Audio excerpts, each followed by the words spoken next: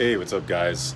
I just wanted to jump in here as I didn't really feel like typing it out. A quick kind of like little mini strategy you can do with auto campaigns. And some of you guys might already know about this, but well, you got to remember there's four groups within these auto campaigns.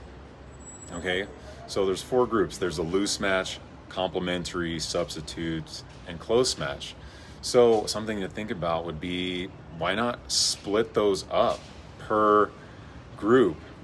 So you could start out with four campaigns, each with just one ad group within that campaign. So just deactivate the other three. Okay.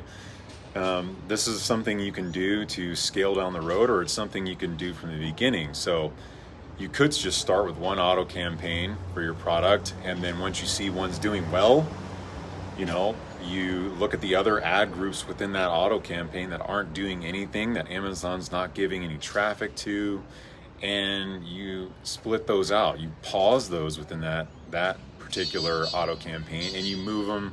You start a new auto campaign and just have those three active. Or you could split it up a different way. Say two of them are doing well in that one, and you split out the other two. So it's just a way to scale. Or like I said from the beginning, if you feel like your product is going to be doing better as like a complementary style product, it complements other products, maybe you split that out from the very beginning. Okay, so it's just something to think about.